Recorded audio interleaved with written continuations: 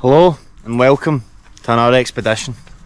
Today we are visiting another ancient site, which is an ancient boulder. The story goes that a giant was walking through these lands when a stone became stuck in his shoe, and he plucked the stone out and left it behind. This stone became known as the Clochoderick Stone, or the giant stone of the Druids. It weighs over 30 tons with a height of over 12 feet and 17 feet across. The stone is situated 100 metres above sea level, and it is thought to have been in records from as early as 1204 and in its current position for at least 18,000 years. Welcome to the Clochoderick Stone.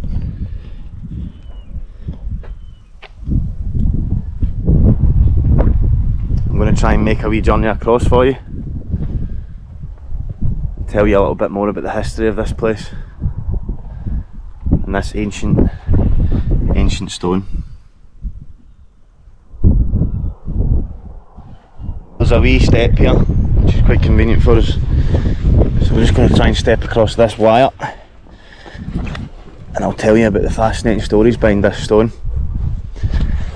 This thing has got a massively rich history, believe it or not. The Clochoderick Stone. So there's two main opposing stories behind this stone, and they both are entrenched in religious undertones, one being Christianity and the other being Druidry and early paganism. The Christian story goes that a man, an ancient warrior named Rhydderch Hael, who was the ruler of Strathclyde, had a victory in the Battle of Arderydd over a pagan army where Christianity triumphed over paganism. And his resting place is supposed to be under this stone, and it was supposed to mark a significant moment in Scottish history where Christianity finally defeated paganism and Christianity took root in Scotland. And it shows the rise of Christianity not only in Scotland but throughout the entire world. The other side of the story is the pagan side of the story, which goes much further back, and they use this stone as a dispensation of justice. And what that means is that they use this stone to determine a person's innocence or guilt.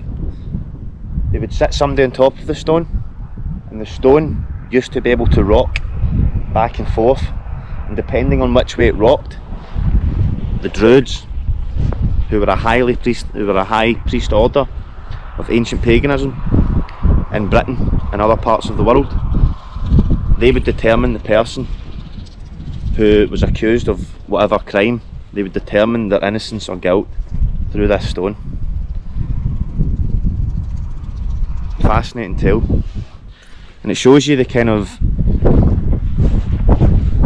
the context of the different peoples and the different times, because obviously today we would use a judge and a jury in a courtroom to determine somebody's guilt or innocence, but these early peoples didn't have that, and they had stones like this which had pebbles underneath them. Just because of the way that it lay on the ground, it had pebbles underneath them, which meant it could rock ever so slightly without much pressure at all. So if I pushed this a certain way, it would be able to rock back and forth, which, considering it weighs 30 tons, is quite hard to believe, but is what's said to be true about this stone. And the fact that we would use judges and juries and they only used landmarks like this shows that we're obviously a more civilised people, but it proves that these ancient peoples were entrenched in what can only be called the mystical.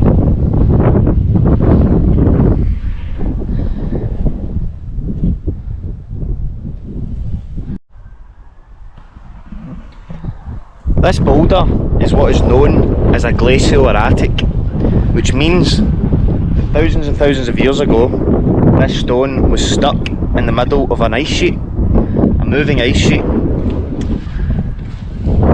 As they have proven that the stone actually originates from a place called Inverary, which is 50 miles away from here. So during the last mini ice age, this stone was frozen solid in a massive moving ice sheet which carried it 50 miles across the land to where it lies today, in this sounding area. And is why I've said that they approximate that this stone has been here for 18,000 years, but it did not originate here. So this isn't the actual place that this stone is from. This stone doesn't belong here. It was moved here on an ice sheet, if you can try and imagine that in your head, because it's quite hard to try and think about something like that, because it would have taken such a massive force of nature to move a 30-ton boulder 50 miles across the land.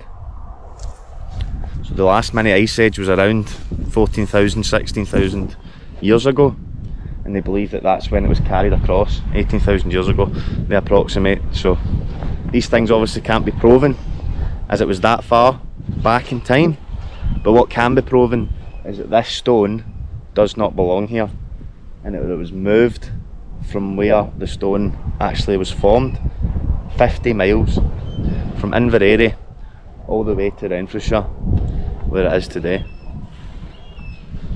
Just another fascinating bit of information about this stone. It looks quite cool from this position. The sun has just creeped up on us, which is good, even though it's August and it should probably be out a lot more often. Before we move on with the video, I think it's time that I try and climb up on top of this. We can do the rest of it from up on the top. See the view. So we're in Renfrewshire, just outside of Glasgow right now. Let's see if we can get up on top of that. I'll maybe try and film. I'll try and film getting on top of it, but I'll probably need both hands. So I'll see you on the other side. I'll see you in the top. Cheers. This is cool, man.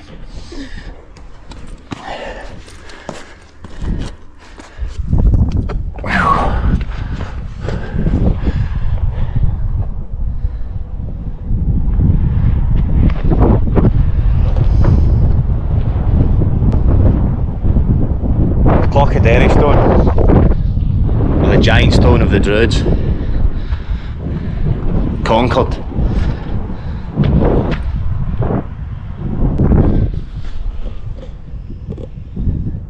So this stone is known as a clach-bràth in Scotland, which means that it's stones with other stones lodged underneath them, and that is what gave the stone the ability to rock ever so slightly back and forth with not much pressure needed at all. Unfortunately, in the 18th and 19th centuries, stones like these became somewhat of a tourist attraction, and a lot of people came to sites like this. And during that time, a lot of the stones were sadly vandalised, and unfortunately that was the fate of the stone I'm currently sitting on too, as the Clochoderick Stone no longer rocks.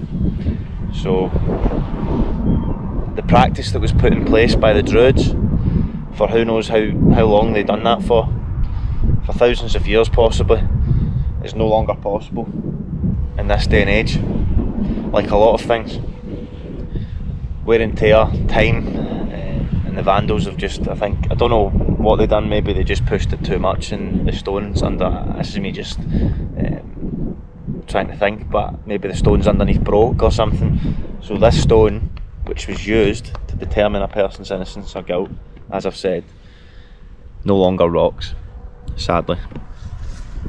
So it is the end of the Clochoderick Stone as a dispensation of justice, but it's still here and it still stands. This is a cool wee spot. Cheers. As the clouds start to recede over the top of us, I'm going to try and make my way down here. Oh,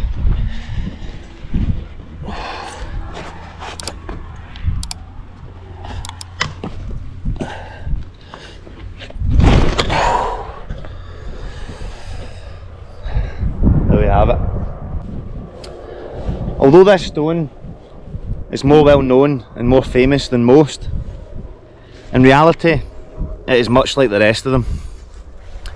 Fascinating and mysterious ancient sites, steeped and shrouded in history, folklore and myth.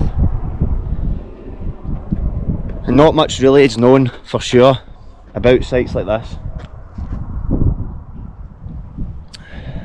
And it makes me think that on our own personal journeys through the past and through our histories, I have a sneaky feeling that we might just find out a little bit more about the present.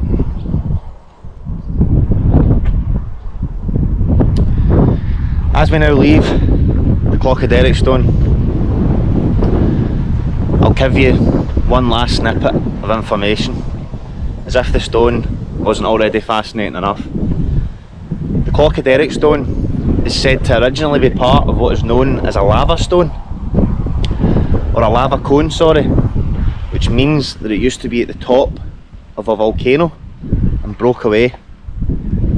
And through history and through study of this stone, research has shown that from its inception onwards, it has passed through many different layers of lava to become what it is today.